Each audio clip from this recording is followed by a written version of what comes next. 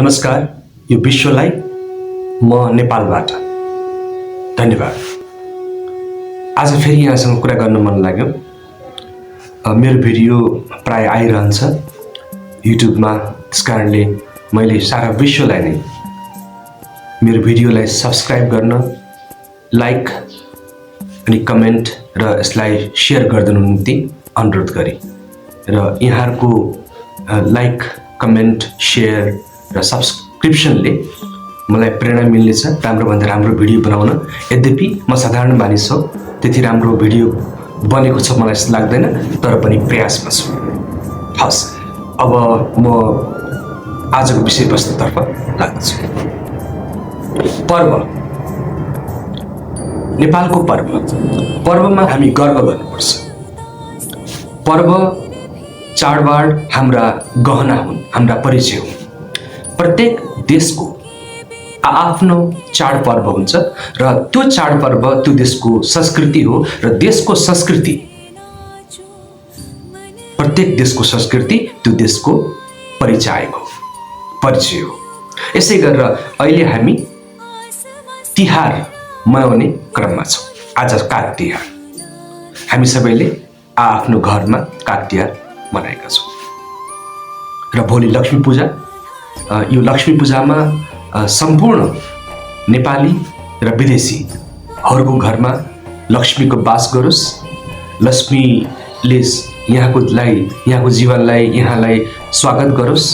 घरभरि धन सम्पत्ति आओस् भन्ने कामना गर्दछु। यसै गरेर विद्यार्थीहरूलाई चाहिँ ज्ञान, बुद्धि, विवेक र पछि गएर एउटा असल पेसाकर्मी र एउटा असल नागरिक होस् भन्ने मेरो बधाई र शुभकामना यहाँलाई दिन चाहन्छु। अब पर्व किन महत्त्वपूर्ण छ भनेपछि यो हाम्रो संस्कृतिलाई झल्काउँछ।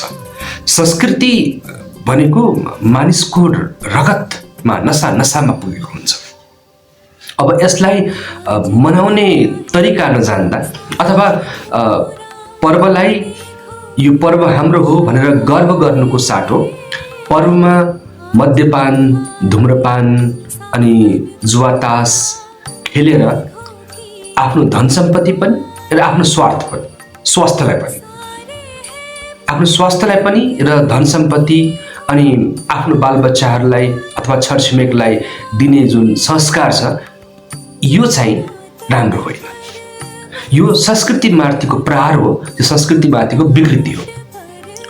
याद गर्नुहोस् मित्र, जब संस्कृतिमा प्रहार हुन्छ अथवा संस्कृतिमा विकृति हुन्छ, संहार आउँछ, त्यो देश रहँदैन। किनभने देशको माटोको परिचायक अथवा विशेषता भनेकै हाम्रो देशको संस्कृति हो, या प्रत्येक देशको आफ्नो संस्कृति हो। त्यसकारणले हामीले संस्कृतिलाई बचाउनुपर्छ, जोगाउनुपर्छ, त्यसलाई मनाएर सकारात्मक किसिमले। तर त्यो संस्कृतिमा विकृति ल्याउने बित्तिकै फेरि त्यो देश रहँदैन। भनिन्छ नि, यदि कुनै देशलाई सिद्ध्याउनु छ, खतम गर्नु छ भनेपछि केही गर्नु पर्दैन। शिक्षा, त्यो देशको शिक्षा र त्यो देशको संस्कृतिलाई खतम गरिदिनुहोस्, देश आफै खतम हुन्छ।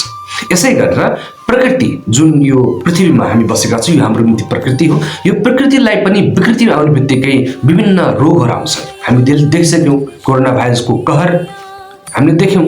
यो सबै के हो त भनेपछि यो प्रकृतिमा आएको पनि विकृति हो। अनि यो विकृति गर्ने कुनै अरू जनावर होइन, हामी मानिस हौँ, हामी नै हौँ। हामीले यो पृथ्वीलाई, यो प्रकृतिलाई र हाम्रो संस्कृतिलाई, आफ्नो देशका मानिसको आफ्नो संस्कृतिलाई जोगाएर राख्ने, जगेर्ना गर्ने वा यसलाई सिद्ध्याउने काम गर्ने, यसमा विकृति ल्याउने भन्ने कुरा हाम्रै हातमा हो। त्यस कारणले हामीले सजग नागरिक भएर, असल मानिस भएर, असल व्यक्ति भएर, असल छोरा या छोरी जनता भएर हामीले आफ्नो संस्कृति र आफ्नो प्रकृतिलाई बचाउनु पर्दछ। अब यहाँ कुरो आउँछ, हामीले आफ्नो संस्कृतिलाई, आफ्नो पर्वलाई, चाडलाई किन मान्ने भनेपछि हामीले संस्कृतिलाई मान्नु भनेको संस्कृतिलाई एक पुस्ताबाट अर्को पुस्तासम्म पुर्याउनु। हामी अलिकति उमेर पुगेका घरका अभिभावकहरूले आफ्नो संस्कृतिलाई सकारात्मक किसिमले मनाउँदै गयो भनेपछि साना साना हाम्रा सन्तानहरूले त्यसलाई सिक्दै जान्छन् र पछि तिनीहरू ठुलो भएपछि त्यही संस्कृतिलाई उनीहरूले अनुसरण र अनुकरण गर्छन्। यदि हामीले त्यस्तो नगरिकन संस्कृतिमा विकृति ल्याउन थाल्यौँ, चाहे होली होस्, दसैँ होस्, जनै पूर्णिमा होस्, तिहार होस् या जुनसुकै चाड नै किन्नुहोस्, त्यो चाडलाई आनन्दको निम्ति, आफ्नो संस्कृतिको निम्ति, आफ्नो परिवारमा खुसी बाँड्नको निम्ति, देशमा संस्कृतिलाई जोगाएर राख्नको निम्ति हामीले यसलाई सकारात्मक किसिमले, राम्रो किसिमले, असभ्य होइन सभ्य किसिमले यसले मनाउँदै गयौँ र थाल्यौँ भने हाम्रो संस्कृति यो पृथ्वी रहेसम्म रहिरहनेछ। त्यसकारणले हामीले आफ्नो भाषा, आफ्नो संस्कृति, आफ्नो रहन सहन, आफ्नो खानपिन, आफ्नो वेशभूषालाई बचाउनु पर्दछ। तर अहिले यही कमी भइरहेको छ। हामी आधुनिक बन्ने दौडमा न नेपाली रह्यौँ न विदेशी बन्नु र बीचको काम छैन। न हामी स्वदेशी बन्न पुग्यौँ न हामी विदेशी बन्नु पर्यो। त्यसकारणले हामीले आफ्नो संस्कृतिलाई बचाएर राख्नु, आफ्नो चाडपर्वप्रति गर्व गर्नु, पर्वप्रति गर्व गर्नु धेरै महत्त्वपूर्ण कुरा हो। र हेर्दा चाडपर्व मनाउँदा के नै हुन्छ र अथवा नमनाउँदा पनि के हुन्छ भन्ने लाग्न सक्छ, तर त्यस्तो होइन। किनभने यो संस्कृतिभित्र अथवा आजको जुन तिहारको चाडपर्व छ, यो चाडपर्वले हामी नेपाली हौँ, हाम्रो मनाउने तरिकाले हामी नेपाली हौँ भन्ने प्रमाणित गर्दछ।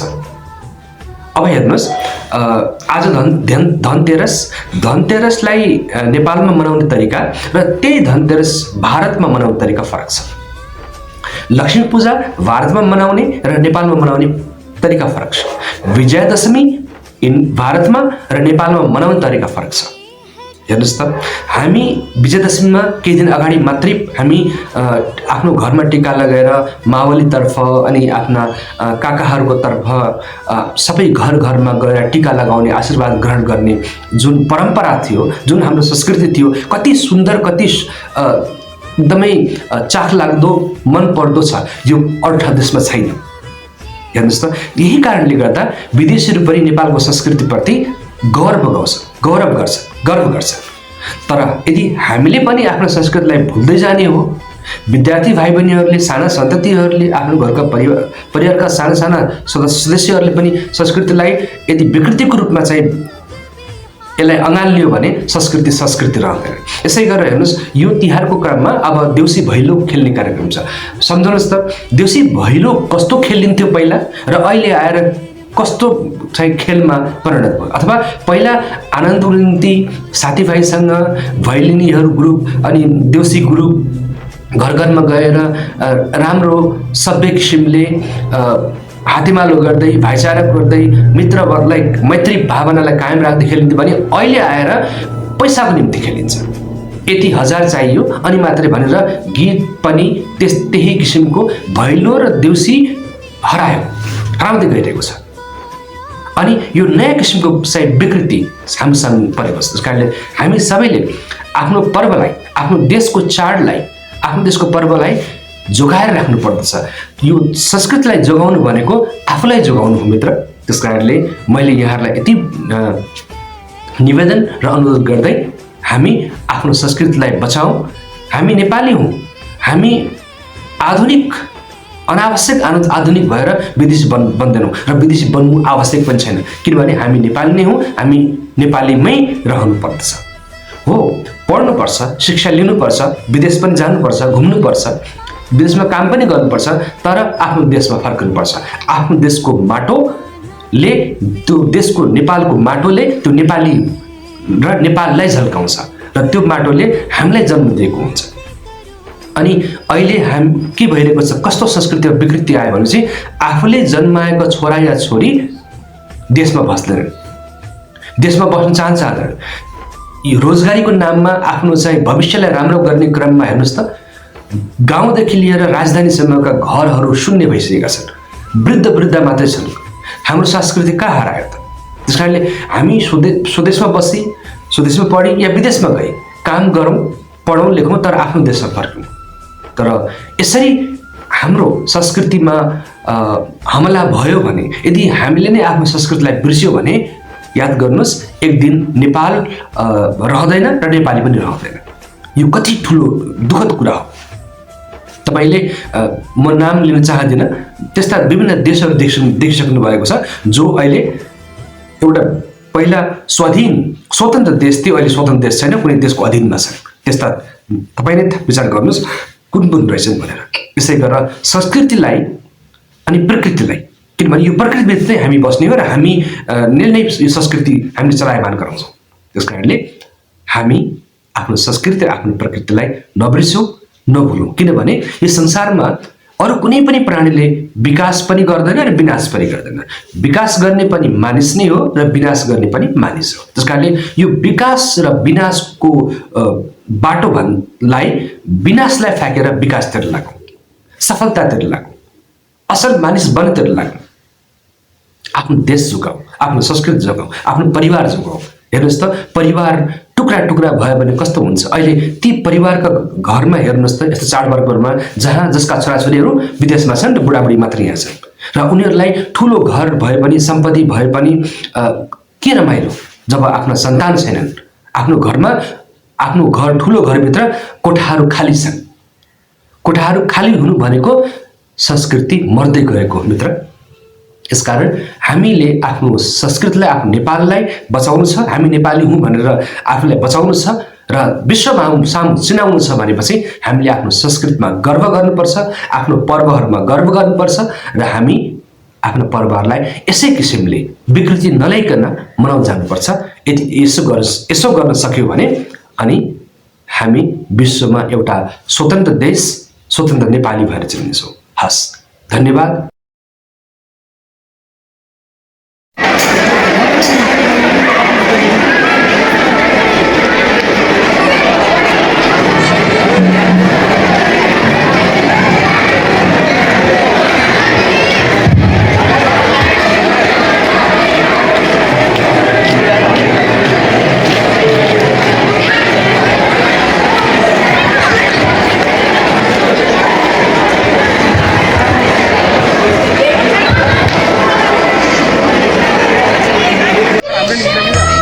स्योर त्यो मात्रै हो र यो युट्युबमा पनि हाल्ने हो, मेरो च्यानलमा आज हेर्नु।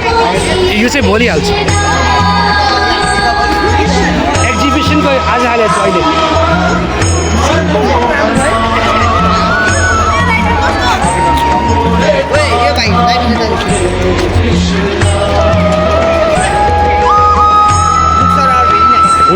Beautiful.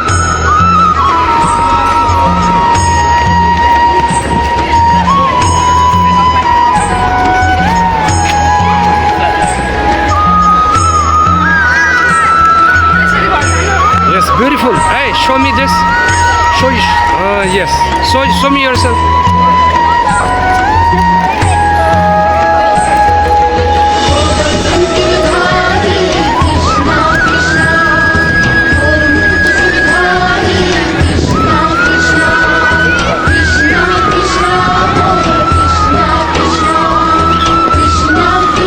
Great of my students. Great. It's beautiful. है मैले भिडियो अस्ति हालिसकेँ है, तिमीहरूलाई मैले दिन पाएँ चक्लेट पाएँ ल। मैले हालिसकेँ भिडियो, आज घरमा गएर फेरि हेर्ने।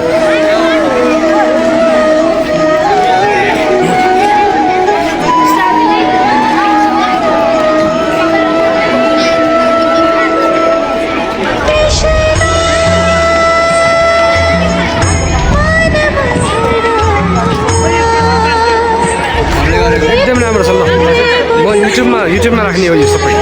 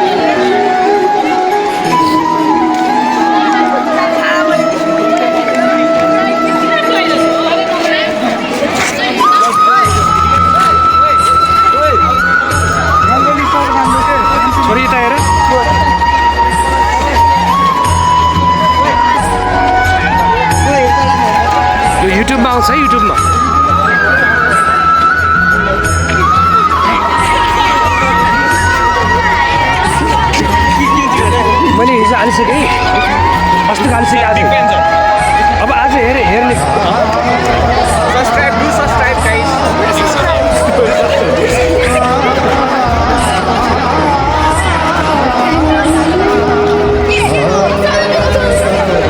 Hey, show me yourself also. You are the creator. Yes, you can see this all in YouTube. Eklavya Anil Ghimire. You don't know? Okay. Do you have cell phone? Yes. Okay, open YouTube.